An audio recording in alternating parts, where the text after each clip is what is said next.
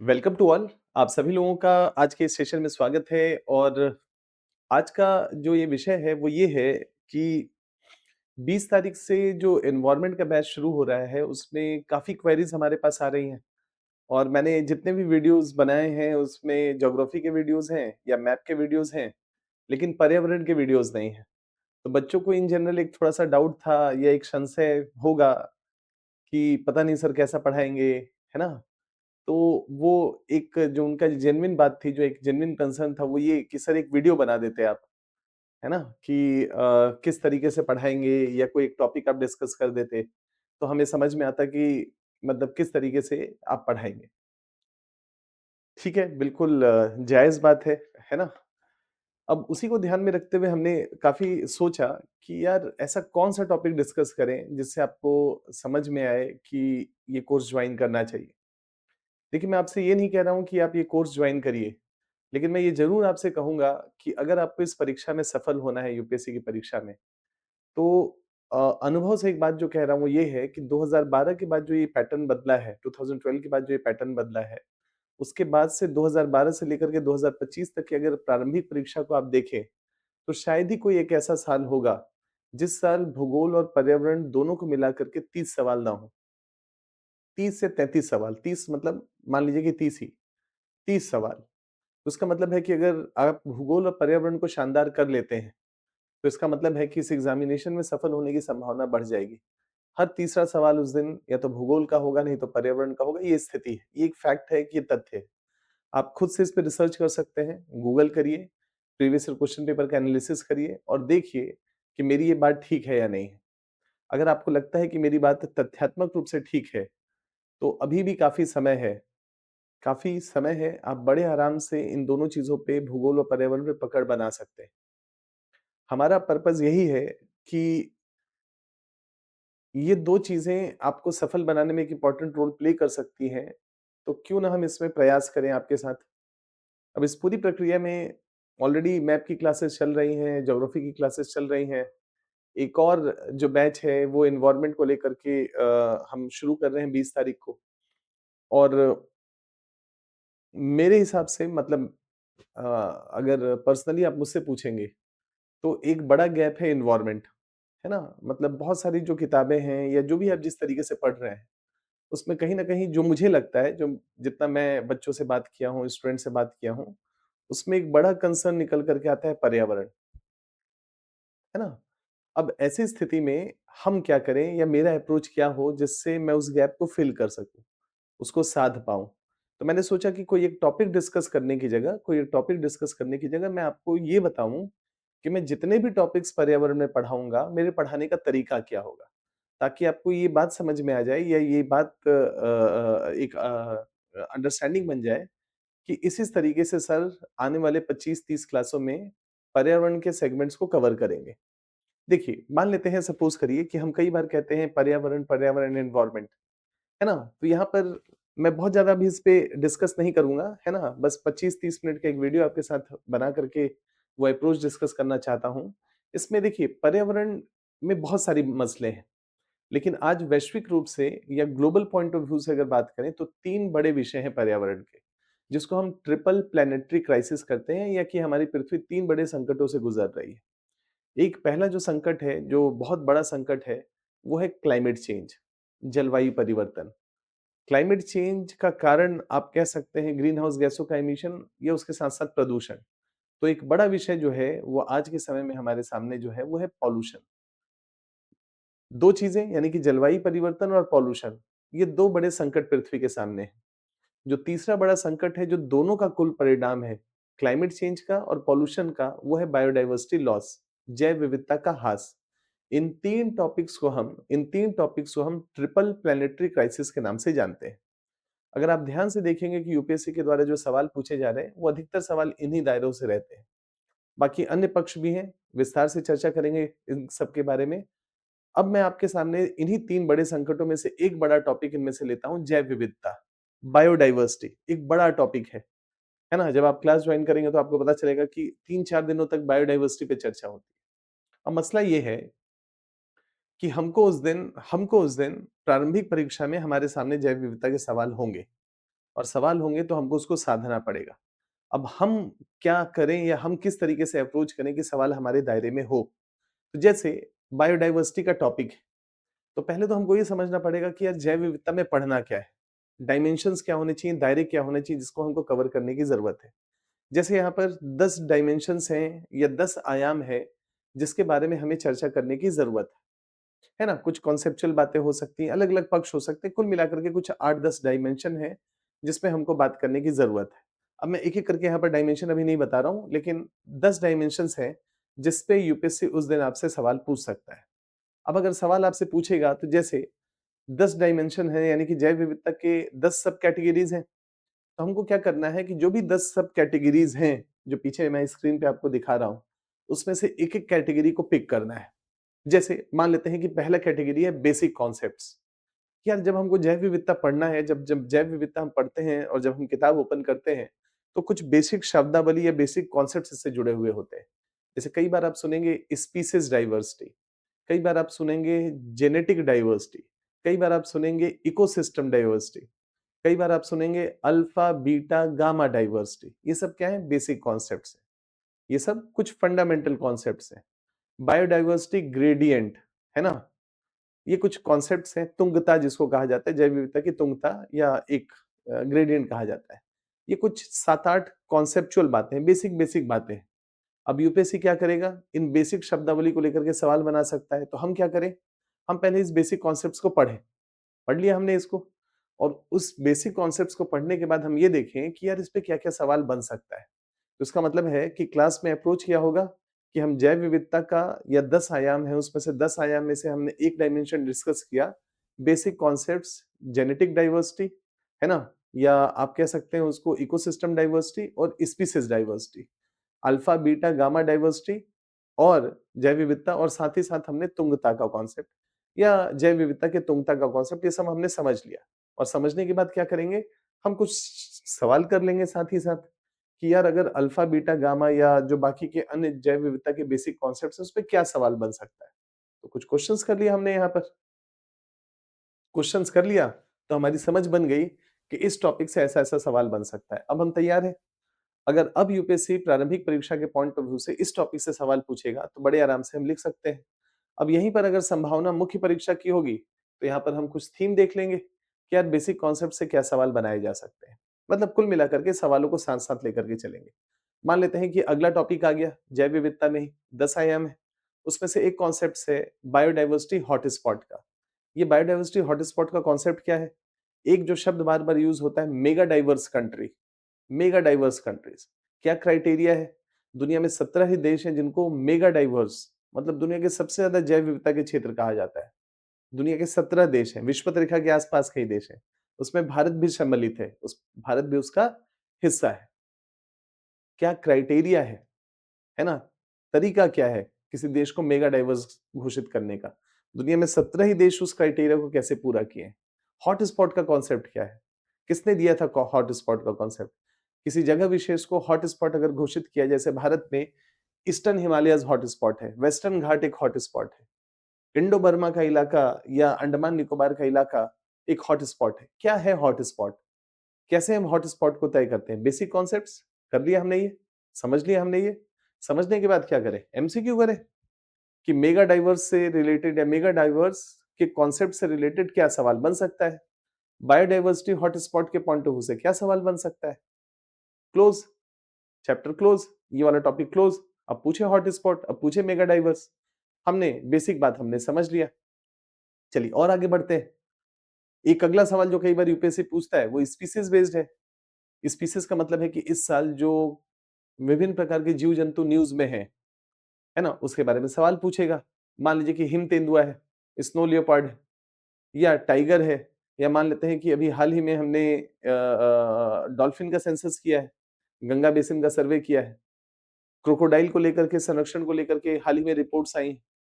तो जो भी करंट के पॉइंट ऑफ व्यू से स्पीशीज न्यूज में है ना? जैसे यहाँ पर एक जीव है डुगोंग, समुद्री जीव है, मैरीन इकोसिस्टम का हिस्सा है, उष्णकटिबंधीय पानी में रहता है। इसकी भूमिका क्या है? रोल क्या प्ले करता है? स्पीशीज चीता हम है ना अफ्रीका से लेकर के आए, अभी नामीबिया से और चीता आएगा। अब ये जो चीता है, इसकी भूमिका क्या है? इसकी विशेषता क्या है? जैसे हाथी, हाथी जो है, एलिफेंट जो है, वो भारत में भी पाया जाता है, मतलब एशिया में भी पाया जाता है और अफ्रीका में भी पाया जाता है। अफ्रीकन हाथी और भारतीय हाथी के बीच में या एशियन हाथी और अफ्रीकन हाथी के बीच में क्या अंतर है? डिफरेंसेस क्या है? कुछ इंपॉर्टेंट स्पीसीज। और फिर हमने क्या किया, वो स्पीसीज पढ़ने के बाद उसका पीवाईक्यू थीम कि यार पहले क्या सवाल पूछा है, और अगर इस स्तर का सवाल पूछा है तो जो इस साल टॉपिक न्यूज में है, हम उन टॉपिक्स को या उन जीवों के बारे में उस स्तर के पॉइंट ऑफ व्यू से कुछ पीवाईक्यू के सवाल करते हैं या एमसीक्यूज करते हैं, मल्टीपल चॉइस क्वेश्चंस देखते हैं। और इस पूरी प्रक्रिया में क्या होगा, जो भी स्पीसीज या जैव विविधता के पॉइंट ऑफ व्यू से जो भी स्पीसीज इस साल के पॉइंट ऑफ व्यू से न्यूज में है, हमने उसको पढ़ा भी, हमने उसको लेकर के सवाल भी बना लिया। अब पूछे यूपीएससी स्पीसीज के ऊपर सवाल, हम तो पहले से ही तैयार हैं उसके उसको लेकर के। एक ये पक्ष है, मतलब कहने का मतलब है कि मैं इस तरीके से आगे बढ़ूंगा कि बायोडायवर्सिटी का एक और पक्ष जो है वो जैव विविधता में स्पीसीज के बारे में है। जैसे जैव विविधता को बचाने का एक तरीका क्या है, उसको तरीके में संरक्षण का एक तरीका है प्रोटेक्टेड एरिया घोषित करना, नेशनल पार्क, राष्ट्रीय उद्यान, अभ्यारण्य, बायोस्फीयर रिजर्व्स। इन तीनों के बीच का अंतर क्या है ना? क्राइटेरिया क्या है नेशनल पार्क का? अब ये कोर एरिया क्या होता है? बफर जोन क्या होता है? ट्रांजिशनल जोन क्या होता है? क्या तीनों में होता है? तीनों का मतलब है कि क्या बायोस्फीयर रिजर्व में भी कॉन्सेप्ट लागू होता है? क्या इसके साथ-साथ जो अभ्यारण्य है उसमें भी लागू होता है, और क्या नेशनल पार्क में भी ये कॉन्सेप्ट लागू होता है? या इनमें से किसी एक में लागू होता है? यूपीएससी पूछेगा कि संरक्षित क्षेत्रों के संदर्भ में निम्नलिखित कथनों पे विचार करिए। द फॉलोइंग स्टेटमेंट्स रिगार्डिंग, है ना, दिस प्रोटेक्टेड एरियाज, और उसके बाद फिर 2-3 स्टेटमेंट्स लिखेगा और आपको उसमें से कुछ एलिमिनेशन करना होगा, देखना होगा कौन सा स्टेटमेंट सही है या गलत है। हो सकता है कि हाल ही में कोई नया प्रोटेक्टेड एरिया घोषित किया गया हो, जैसे फॉर एग्जांपल बायोस्फीयर रिजर्व।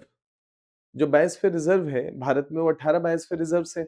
उसमें से एक जो डेजर्ट बायोस्फीयर रिजर्व है हिमाचल प्रदेश का, उसको यूनेस्को के मैप के प्रोग्राम के तहत लाया गया है। तो ये यूनेस्को का मैप का प्रोग्राम क्या है ना? जैसे जिसको हम हेरिटेज साइट्स कहते हैं, नेचुरल हेरिटेज साइट्स और कल्चरल हेरिटेज साइट्स और मिक्स हेरिटेज साइट्स। तो वो भी समझना पड़ेगा कि यूनेस्को का ये प्रोटेक्टेड एरिया का कॉन्सेप्ट क्या है। हमारे देश में जो कॉन्सेप्ट्स हैं, बायोस्फीयर रिजर्व्स का कॉन्सेप्ट है, अभ्यारण्य का कॉन्सेप्ट है, राष्ट्रीय उद्यान का कॉन्सेप्ट, ये है क्या? क्राइटेरिया क्या है? तरीका क्या है?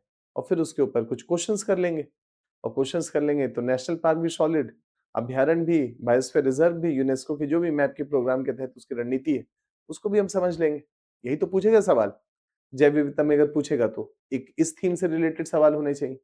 इसके साथ ही साथ क्या अंतर्राष्ट्रीय स्तर पर कुछ नियम है, कुछ कन्वेंशंस हैं जैव विविधता को साधने के पॉइंट ऑफ व्यू से? तो हाँ, अंतर्राष्ट्रीय स्तर पे जो कानून है या आप कह सकते हैं जो संगठन है, जो जैव विविधता को लेकर के लगातार सार्थक प्रयास कर रहा है, 1992 में बना हुआ एक संगठन जिसका नाम है CBD, convention of convention on biological diversity. क्या है? हाल ही में इसकी मीटिंग या कुमिंग मॉन्ट्रियल प्रोटोकॉल के तहत जो रणनीति बन करके आए, उसकी मुख्य बातें क्या है?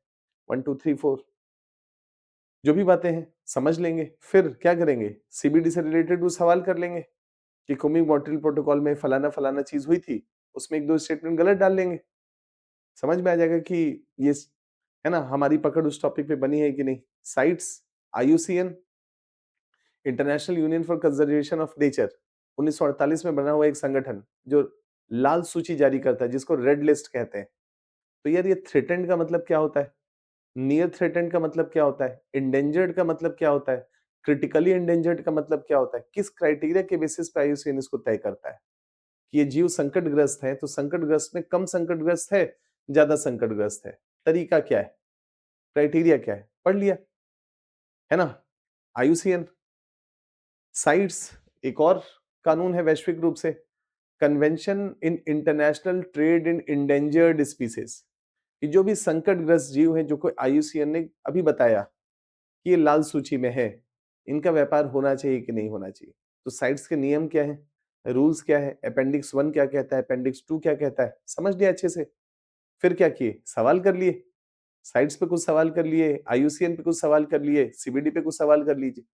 अब हम तैयार हैं अंतर्राष्ट्रीय कानून के पॉइंट ऑफ व्यू से या कन्वेंशंस के पॉइंट ऑफ व्यू से, पूछे यूपीएससी। अब इस अंतर्राष्ट्रीय कन्वेंशंस के साथ-साथ हमारे देश का भी तो कानून होगा, चूँकि हम भी सीबीडी का हिस्सा हैं, कन्वेंशन ऑन बायोलॉजिकल डाइवर्सिटी, है ना? हम इसका हिस्सा हैं, अंतर्राष्ट्रीय एक संगठन या कन्वेंशन का, तो उसको आधार बना करके भारत भी अपने देश में कानून बनाएगा। नाम है बायोडायवर्सिटी एक्ट 2002। हाल ही में इसमें काफ़ी सारे बदलाव हुए हैं, यूपीएससी पूछेगा कि बायोडायवर्सिटी एक्ट 2002 के संदर्भ में जो हालिया इसमें कुछ बदलाव किए गए हैं, वो निम्नलिखित है। 1, 2, 3, 4 स्टेटमेंट होगा, अच्छे से कर लेंगे इस चीज़ को, कि जैव विविधता को साधने के लिए हमारे यहाँ रणनीति क्या है? कुछ एमसीक्यूज़ कर लेंगे इस पे, हो गया। कि ये संरक्षण के तरीके हैं जिसके माध्यम से या इसको लेकर के एक कानून है, इसके माध्यम से हम जैव विविधता को बचाने को लेकर के प्रयास करते हैं।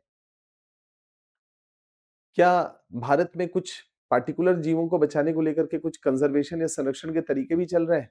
तो हम कहते हैं कि प्रोजेक्ट टाइगर, प्रोजेक्ट एलिफेंट दोनों को मिला दिया गया है। Project snow leopard, project crocodile, ऐसे बहुत सारे प्रोजेक्ट चलाए जा रहे हैं, है ना? प्रोजेक्ट डॉल्फिन, कुछ पार्टिकुलर जीवों को बचाने को लेकर के, तो यूपीएससी पूछेगा, है ना? कि प्रोजेक्ट टाइगर के संदर्भ में निम्नलिखित कथनों पर विचार करिए। ये प्रोग्राम चलाने वाली संस्था का नाम एनटीसीए है। ये प्रोजेक्ट फलाना-फलाना तारीख से चल रहा है। इसके प्रोग्राम से हाल ही में जो सेंसस रिपोर्ट्स आई हैं, उससे टाइगर की जनसंख्या पिछले सेंसस की तुलना में बढ़ गई है, कम हो गई। हर 4 साल में ऐसा होता है, रिपोर्ट आता है। तो बढ़ गया है, कम हो गया है, सबसे ज़्यादा कहाँ है, सबसे कम कहाँ है ना? ऐसे कुछ बातें जो इसको लेकर के की जाती हैं।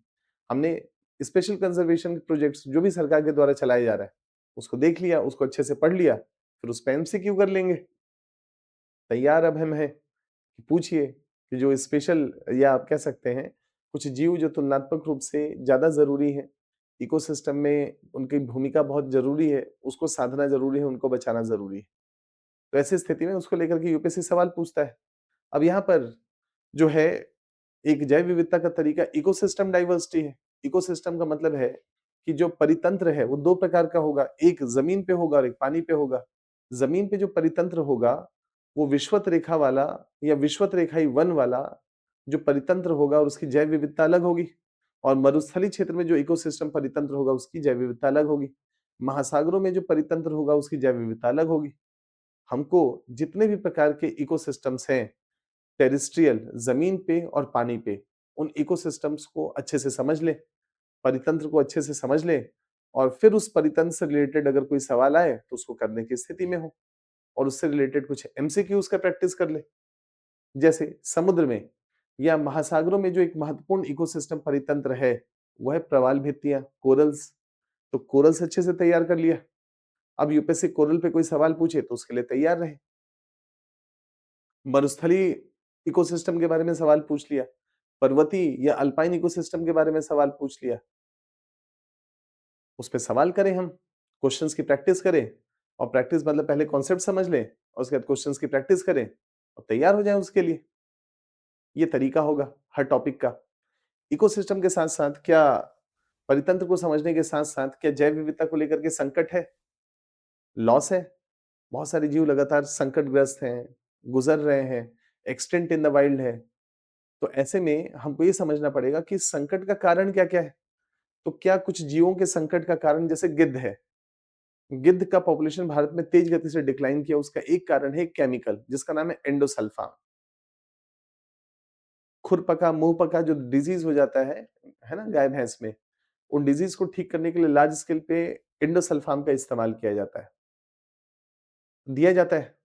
अब एंडोसल्फान किडनी में जाकर के जो इकट्ठा हो जाता है जीव जंतुओं के, जब गिद्ध उसको खाता है तो उसकी किडनी उसको डाइजेस्ट नहीं कर पाती, किडनी फेलियर हो जाता है, गिद्ध गुजर जाता है।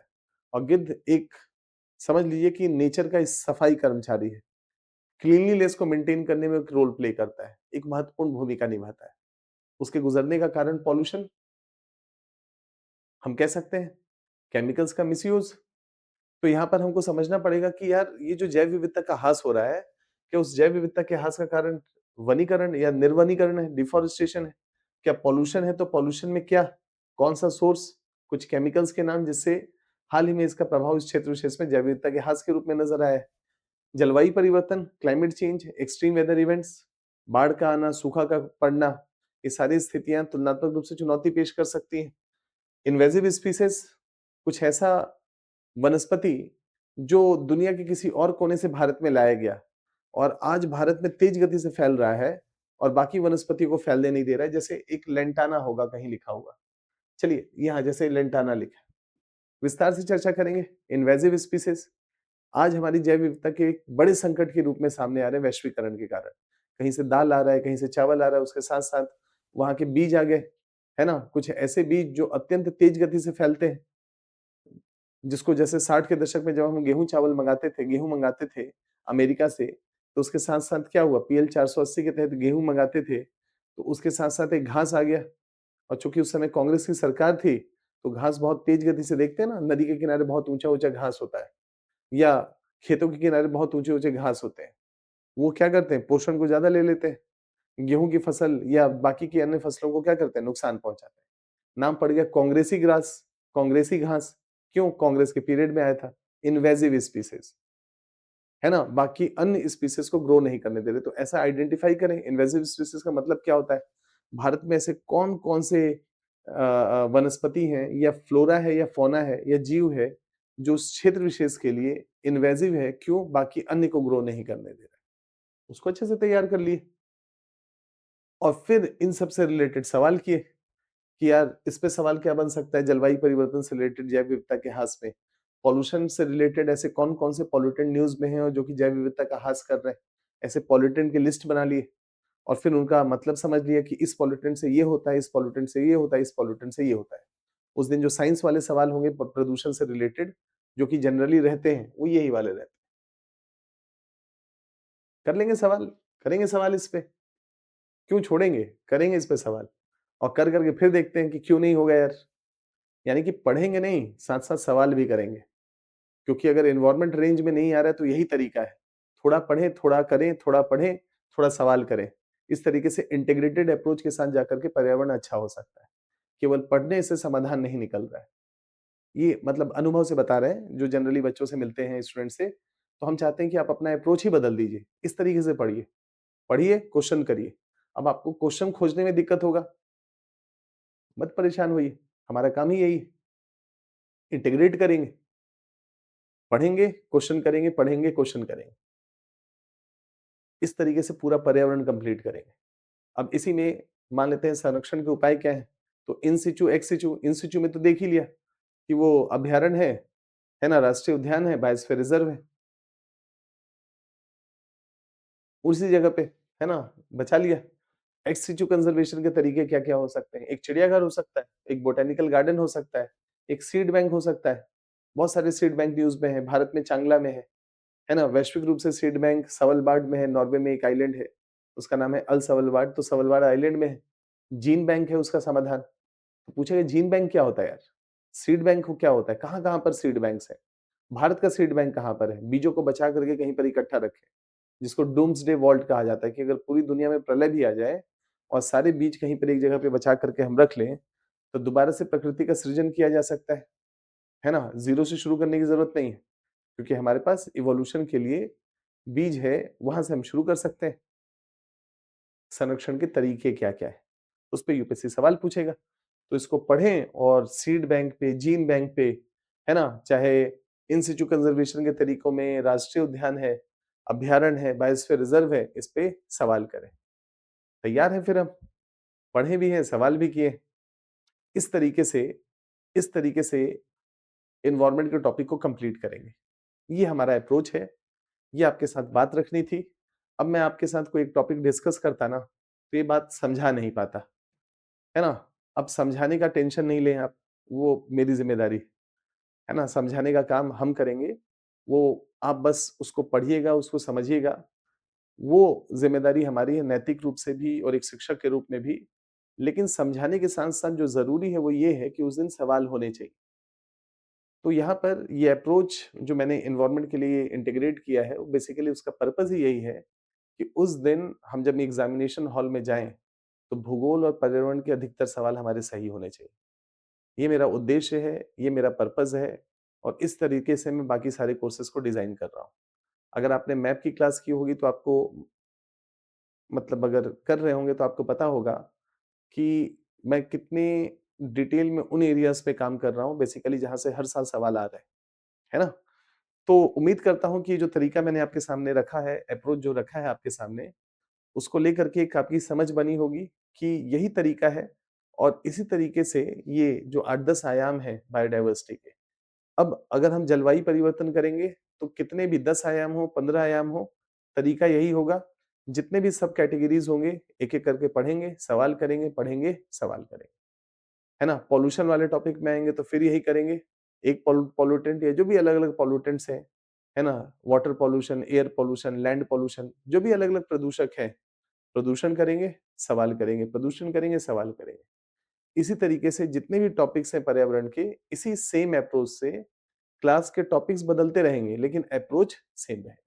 चलिए, उम्मीद करता हूँ कि ये डिस्कशन आपके लिए बेनिफिशियल रहा होगा। आने वाले समय में आपसे मुलाकात होगा। All the best.